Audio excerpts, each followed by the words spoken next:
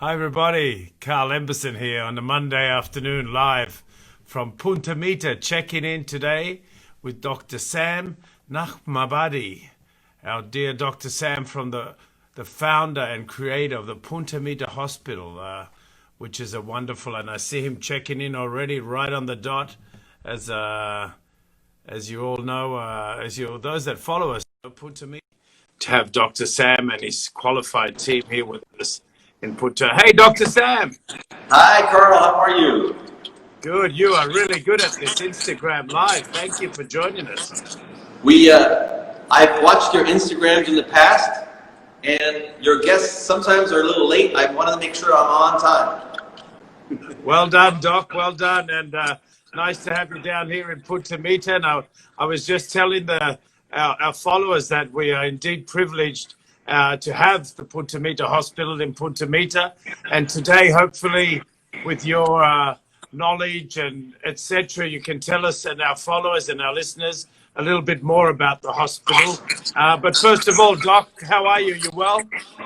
I'm doing great. I'm so glad to be in Punta Mita. I arrived yesterday with my family, and we're enjoying our stay. Beautiful weather. We've been to the pool, to the beach, and we're doing great. Good stuff, Doc. And well, as you know, and I've been down here for all this whole quarantine, and it's a pretty good place to have spent. We've been privileged with the peace, the quiet, how healthy it's been. And tell me a question. I'm going to interview you today, so tell me. Hospital, how many cases has it had? How many has it been busy? Give me a little bit of information on the ground here, Doc. So first off, you are very fortunate. You're living in paradise, in a place that is extremely safe. There's only been one reported case of COVID-19 that we have dealt with in our hospital this entire time. That's amazing. Mind you, I come from Los Angeles, where, it's crazy. It's so many COVID cases. And given the choice, I have said it over and over again. If I didn't have to work, I would be spending my time down here. And I think a lot of people have. A lot of good friends of ours have stayed here, and they have been safe, and they've done great. And I think it's obviously a combination of things, the open air, the hot air, the UV light, and the fact that there's so much social distancing already in Punta Mita. It's amazing. I think that you guys are very lucky that you live in the paradise and COVID-free. Yeah, Doc, it's been interesting, that phenomenon, as you say, to have I often said, the proof is in the pudding, as they say, or in the numbers. The numbers speak 1,000. You and I can sit here and say everything we want about Punta Mita and the density and the sun rays and everything, but really the proof is out there in the numbers themselves. So that's amazing, and I think it goes a lot to say. You have a house in here like I do. A lot to say how well the community, both inside and outside the gates, have behaved and how they've respected. We can always get better, but I think everybody's been pretty good at this. Well, the fact is that everybody's learning, and it's basically something new, and it's a matter of, well, what are you going to do? And I think the things that we have learned is that by social distancing and wearing a face mask and kind of making sure if you're sick, what to do, it has been helpful. The thing about that is, though, that here I've noticed that no matter what, at the end of the day, you count not the number of new cases, but the number of people who are sick and going to the hospital. Because if you test everyone, you're going to find a whole bunch of people that are positive. But what really matters is how many people are getting sick and going to the hospital. And there's not that many of them in this area at all. So that's right. The parameter we should be looking at, not the number of cases, but the number of people getting sick and going to the hospital. I agree with you, Dr. Sam. And question here. Listen, we're about to reopen the doors of Punta Mita. The hotels are going to open on the 1st of July. You've probably been out to a couple of restaurants since you've been back. They're beginning to open. We will begin to open our beach clubs up a bit further, a bit more.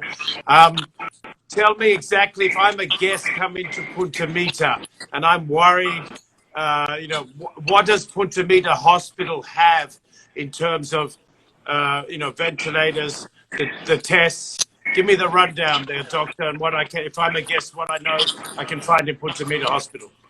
Okay, so number one, we from the beginning, before this got into major situations, started developing protocols for receiving patients and what would we do with them. We also, through the graciousness of the Punta Mita Hospital Foundation, were able to equip ourselves in the past with a CT scan, which is very helpful. And we had multiple ventilators, but now we have extra. We almost have 5 ventilators for a small hospital. We have an ICU. We are very prepared. We also purchased a isolation unit. An isolation unit where we can pick up a patient in isolation and with filters and bring them to the hospital, put them in an isolation area, and then take care of them in that isolation area. On top of that, we had the same struggles as everyone else with COVID testing, but now we actually have COVID testing on site. We can do COVID PCR testing we can get results within 2 to 3 days. We also have rapid testing where we can get results within 15 minutes. So as you sit here in Punta Mita and people are watching outside, we are better prepared than most places in the United States. Yeah, and especially if you put that in a ratio of per head in the population, it's certainly, we are very well covered. And of course, Riviera Nayarit is among the first destinations that has received the Safe Travel Stamp granted by the World Travel and Tourism Council, recognizing proper implementation of the sanitary protocol that guarantee protection and safety. And I think that you have done a great job by hiring all your consultants and making sure that Punta Mita is going to be a safe environment as much as possible. And we obviously are working together hand in hand to make sure that as people return to Punta Mita, they feel comfortable that we're doing everything we can to make it as safe as possible. So good job to you.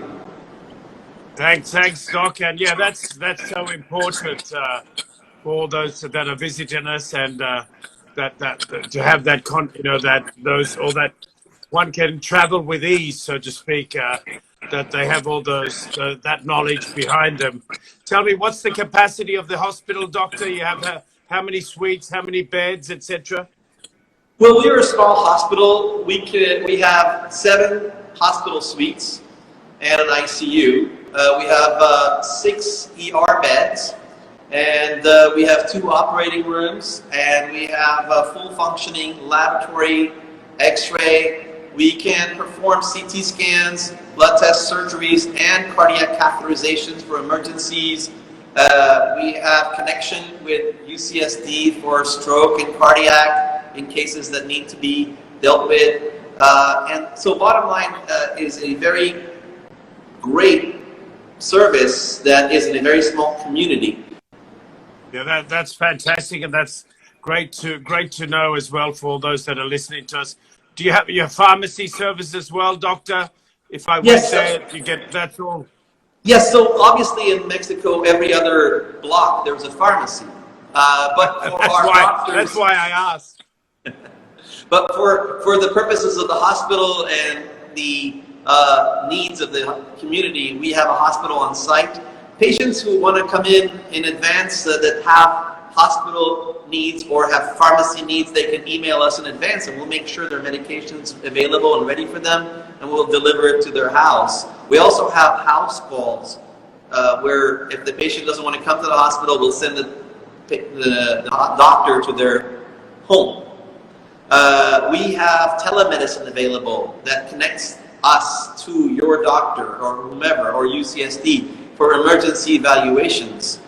We also can have a telemedicine equipment that actually can bring it to your house that can do all our work and connect it to your doctor too. So we have all options available to do this safely.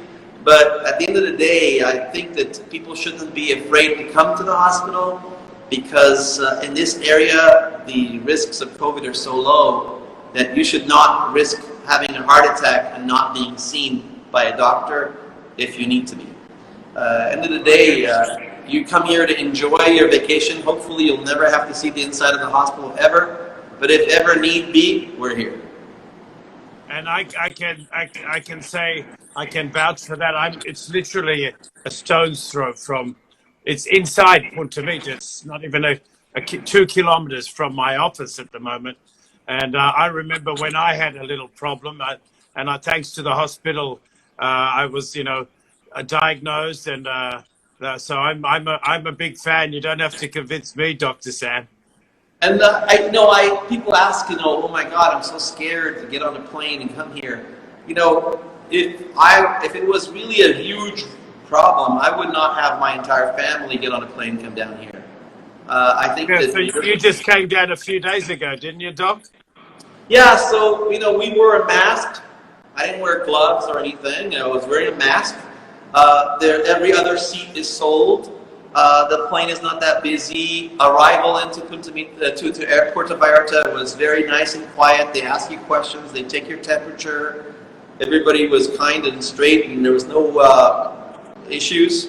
And I think that it's totally fine to be on a plane and come down here if you want to enjoy this area. We've been to restaurants that are open, and everybody is using proper. They have masks and shields on. They have their menus that you don't touch the menus, and they're doing a great job. I think they're doing what they're supposed to be doing, and I think that things are going to be different for a while until we go back to some normal. But during this time, I think that with all the implementations that you have made inside the gates and all the businesses that are outside the gates that want to survive and give their service, I think it's totally going to be fine. Yeah, I have no issues. I have no issues going to restaurants or the beach club or anywhere. Yeah, I have to agree with you there, Doc. I went to La Pescadora for dinner lunch the other day. Very, very professional how they've got things set up, as do the people from Sufi and Barbelas. And if you go to the supermarket, they're very strict as well, that they must want people coming in the supermarket to use a mask. And they even called me today and say, Carl, I know you're speaking to Dr. Sam today. Can you please reinforce the fact that we want everybody to be conscious and to play by the rules, you know what I mean, and respect for one another. So I think that's the most important thing. And if they are following the rules. I mean, today I had to go to immigration to get my permanent residency. We're all face masked and 6 feet apart. Then I went to Mega, same thing. They take your temperature. I went to the bank and the Electra, everything, stand in line. And by the way, the same stuff that's happening here is happening in the US. Right. Everybody's following the rules. And, even on the airports, the planes, everywhere. So I have no issues going back and forth at all. So right, I think that's good to know, and I'm sure there'll be people that when they listen to this interview will be happy to hear that as well. Doc, tell me a little bit more about what other services does the hospital offer apart from obviously COVID and all that. What else can we get done at the hospital in Punta Mita? Thank you. So the hospital is a full hospital. It has emergency services. We have critical care ambulance services. And those things are there. We have general consultation for patients. We have X-ray, EKG, chest, CT scan, blood draws, operating room, inpatient, outpatient services, orthopedics, plastics, infertility. We have on-site infertility services for medical tourism. We have actually currently, from Los Angeles, 2 patients that are staying in Punta Mita that are seeing us at the hospital. Another patient coming in this afternoon to see us. So obviously we do have medical tourism available for patients that come in. But on the more serious side, obviously we provide all the related testing for COVID and so forth that we need to. So overall, we are a full-floor hospital that provides emergency services, consultations, and extra things for medical tourism for patients to come in and stay at Punta Mita, enjoy the wonderful vacation at Punta Mita, and get those services. Yeah, and they love it. They love it. Some of them don't want to leave. Well, I ain't going anywhere, and you probably, I know you have to go back up north once in a while, but you're like me, you're a passionate lover of Punta Mita, and we're indeed privileged to have such a institution as the hospital here under your leadership and guidance. And it's important, I think, that people know about this, because I don't know of many places that have this such a wonderful amenity, if you could call it that, in a destination. I wanted to tell you one thing, Carl.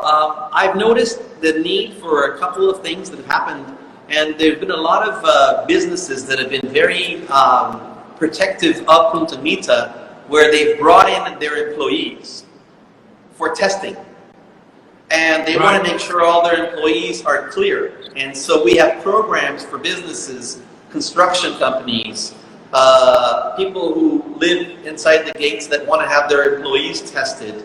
So we have programs for them to have their employees tested and to keep the area in check, to make sure that people feel comfortable, that all these construction workers coming and going are okay, and all the employees that are coming and going are okay. So we have programs that are available, and people are using them for that purpose. And I think it'll be more and more important as we get closer to our October-November mark for people to know that people are being tested and checked on. Right. I think that's crucial, isn't it?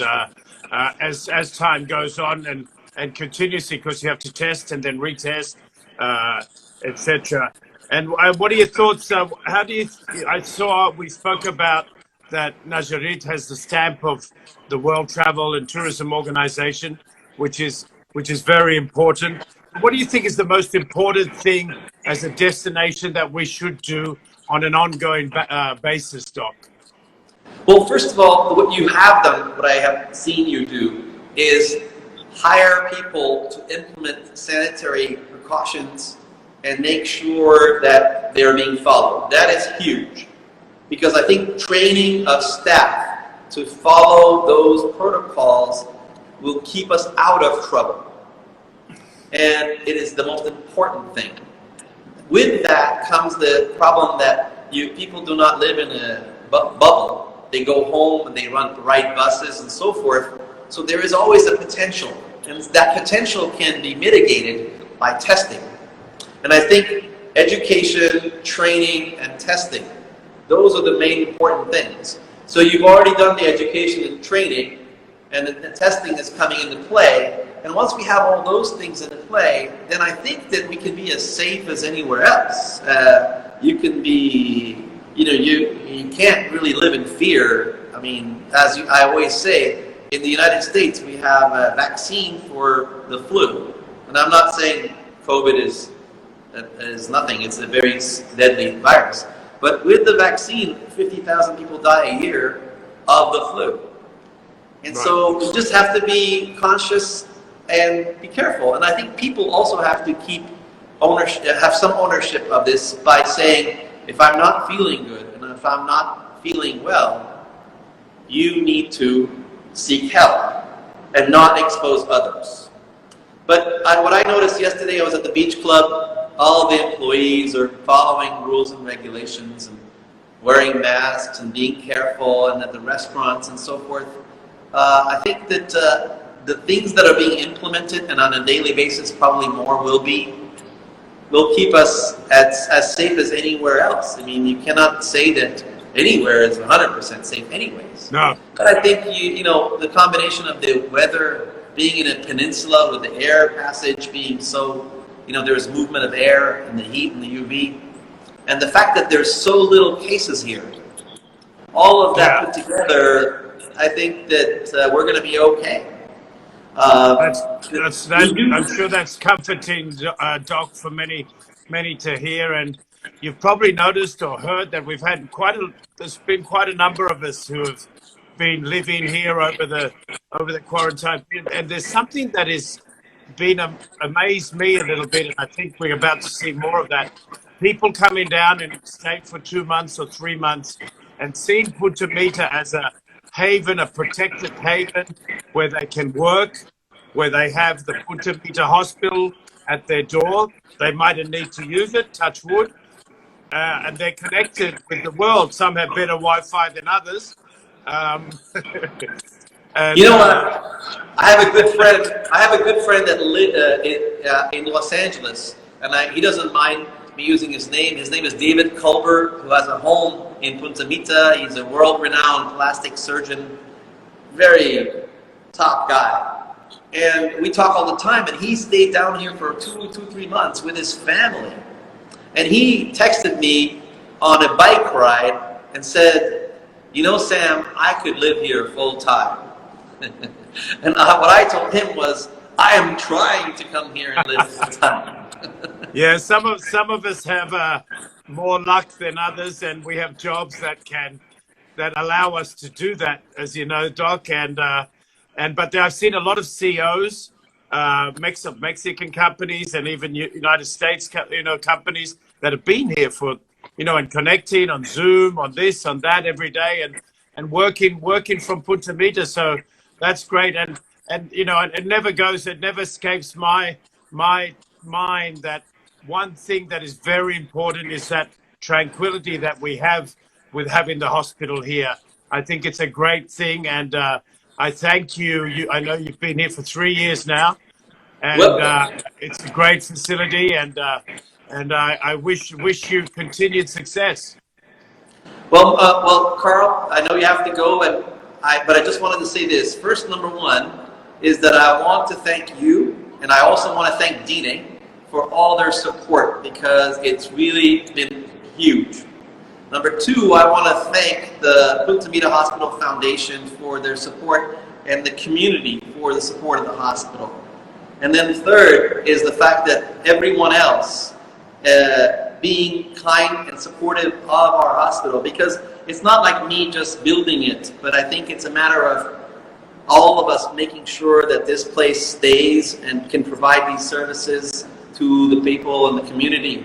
And the other thing is, we need to always remember, though, is that we don't have just the inside the gates. We also have all the people outside the gates. And I just wanted to let you know that we have continued to reach out to the community and try to be part of the community. And we have programs in place that we are about to release that will be helping the community, seeing patients for minimal fees, and making sure that we provide services not just to people inside the gate, but people outside the gates. Because, to be clear, a healthy group of people outside the gates is critical for the inside the gates being safe and healthy. Yeah, I could not agree with you more there, Sam. And you would have seen, if you've been, and I know you have been following all the work that the Punta Mita community and ourselves through Dina have been doing to effectively keep that community healthy, safe, and be it through the weekly I know. baskets. I'm watching you. I'm watching you.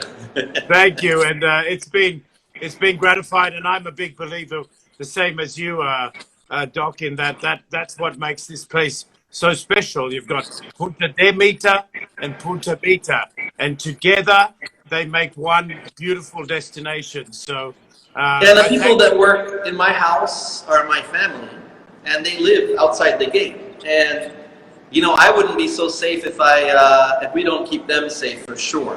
So our program, we're going to reach out, trying to make sure that we continue being part of the community and their care. Fantastic, Doc. I hope you swing by my office and we can have a cup of coffee together while you're downtown. Take care, my friend.